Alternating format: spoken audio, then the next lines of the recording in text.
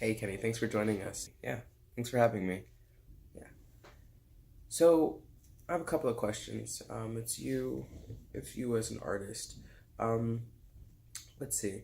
When and how did you decide uh, to be an artist?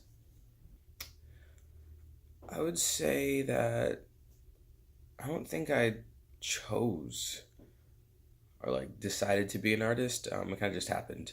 Um, I kind of was like forced into it. I went to a new school after I came to America, and they didn't have courses that were equivalent to what I was already taking, and so um, they put me in a media productions class, and we made all types of videos. And I think most of my inspiration from today uh, come from there.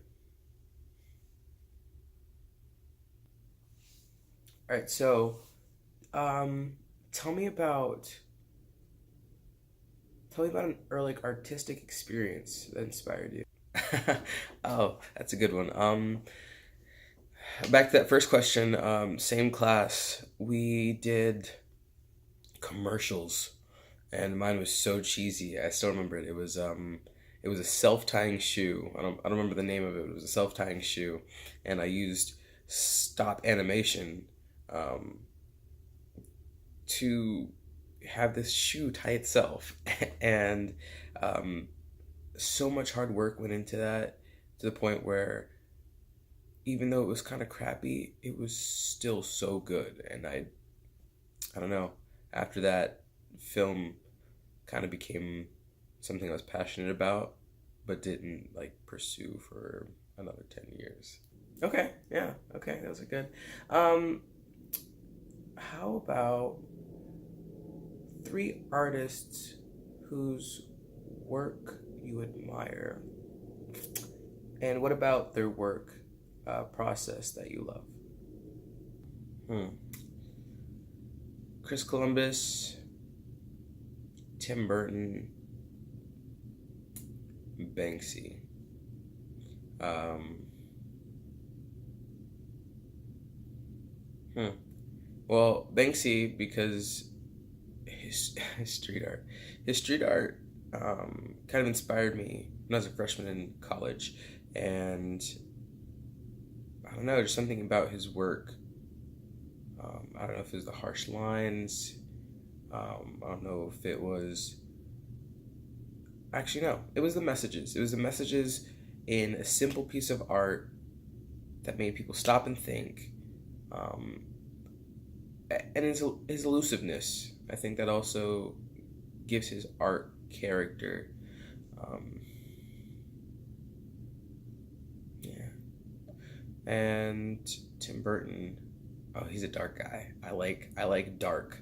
Um, I think it's easy to tell his work based on the color of the film, and it adds this depth to each of those films. And even if they're lighthearted, um, that shadowy, contrasty feel is like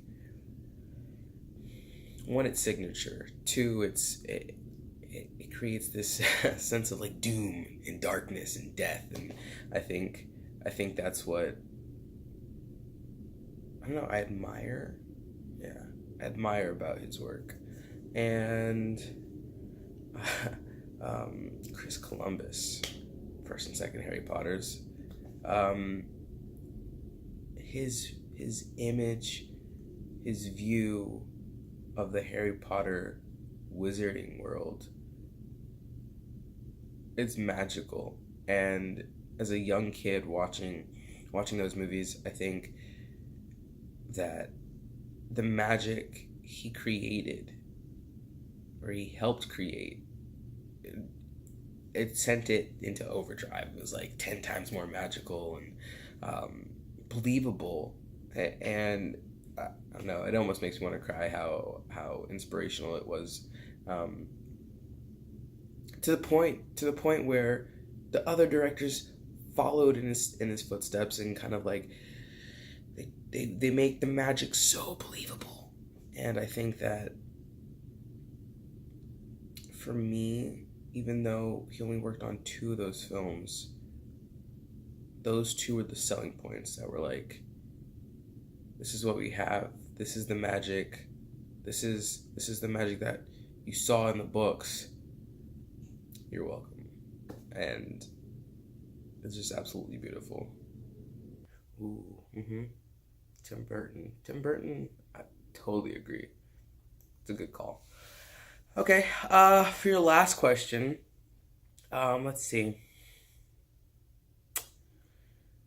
What's the most meaningful project you've ever created?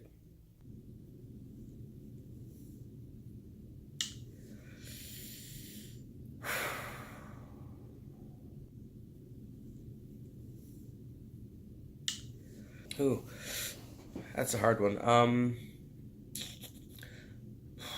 I have 2. I've got my final project that I just turned in for my video class, and um, the short that I made in the spring of 2018, that I used for a class by the end of it, is supposed to be just this side film I was working on, and